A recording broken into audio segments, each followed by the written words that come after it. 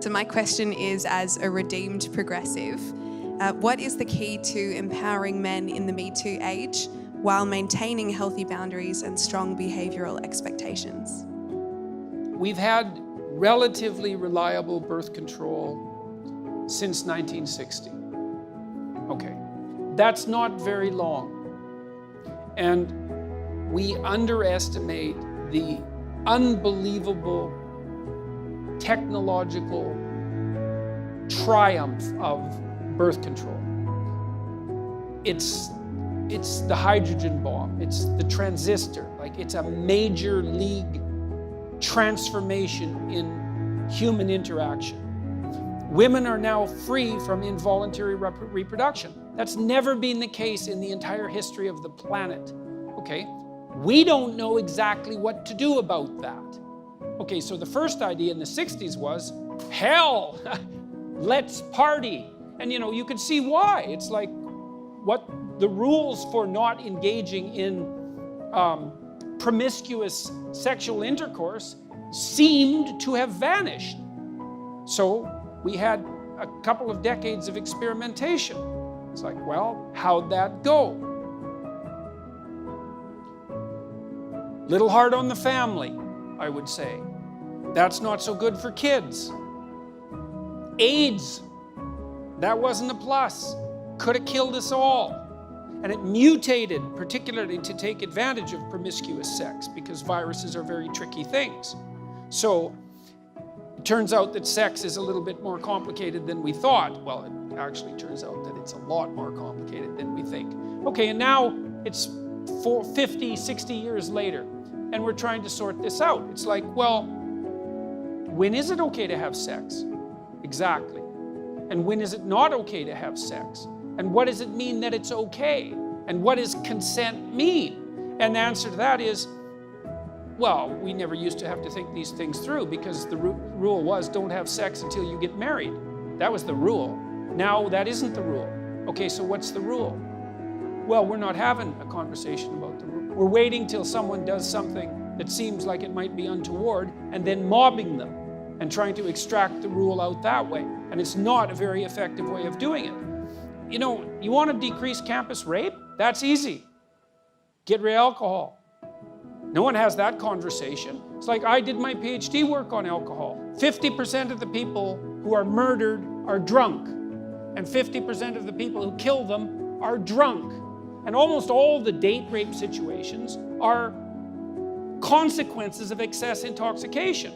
But yet there's a party culture on campuses, and anything goes. And you also have this strange thing, especially on the radical left, which is unbelievably paradoxical, where absolutely every form of sexual expression imaginable is 100% permissible because sex is fine, but it's so dangerous that while you're dancing with someone at a Princeton mixer, you have to ask them 2 or 3 times if it's okay for you to continue. And that's actually the case, by the way. I'm not making that up. It's like, well, both of those things can't be true. Now, what's happening, I think, on the Me Too end of things and the affirmative consent end of things is the old sexual taboos are reasserting themselves. The idea that we can extract sex out from emotional intimacy, and especially emotional intimacy, I would say, psychological intimacy, maybe even from long-term relationship, I don't believe it's a tenable idea. I don't think we can do it. And a lot of what we're seeing is the backlash against that. It's like, well, I feel used. Because one of the things that's happening on the really radical end of the anti-sexual abuse movement is the idea that, well, if you have intercourse with someone and then you regret it the next day, that's evidence that it wasn't consensual. Well, it is, in a sense, evidence that it wasn't consensual, because it's evidence that you didn't bloody well think it through, right? It was good for last night, but it's not good for today. It's not very wise. The question is, well, what constitutes consent? And we need to have a very serious conversation about that. Like, under what circumstances is it acceptable to give consent?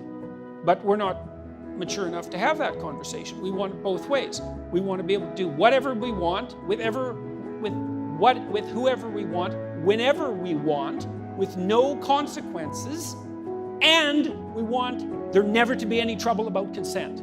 It's like, well, no, that's not going to happen. I don't think that sex works very well outside of committed relationships. I don't think there's any evidence that it does. There's a strong proclivity across cultures for the enforcement, social enforcement of long-term monogamy. And there's reasons for that. And I think you deviate from that at your peril. So now, if you want to deviate from that, there's all sorts of reasons to do it. And I can understand why people are interested in adventure and all of that. But, my sense also as a clinician is, you only really get to try out about 5 people in your life. You have to make a decision pretty damn quick. Like between 20 and 30, there's a lot of things to get straight, and long-term mate is usually one of them. And most of the time, people should be more careful with their sexual behavior when they're young, especially when they're drunk, than they are. And I just think it's so interesting that all of the taboo reconstruction is coming from the radical left. It's not what you'd expect at all. You'd think it'd be the damn right-wing Christians complaining about, sexual immorality. It's like, no, it's the radical lefties. You have to have signed consent before making any physical move. And then that's so what? Really? Who thought that up? That's the stupidest thing I've ever heard. You know how awkward that would be? You're supposed to be able to do a little bit of nonverbal reading, right? I mean, that's part of romance. You ever see a movie where the 2 people who are dating exchange consent notes? Like, that doesn't happen. So it's an unrealistic solution.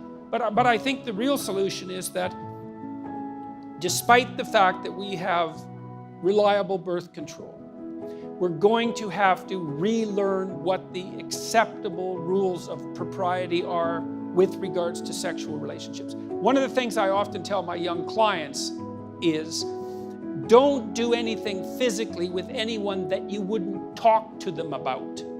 Because if you're too damn embarrassed to talk about it, well, maybe it's a little premature in the relationship to actually do it. And then there's harm in it. There's emotional harm in it on both parties. There's the cheapening of both parties. So it's going to take us a long time to sort this out. But hopefully we can do it in a serious manner, and it won't be merely a matter of mobbing those who seem to have made an error. So.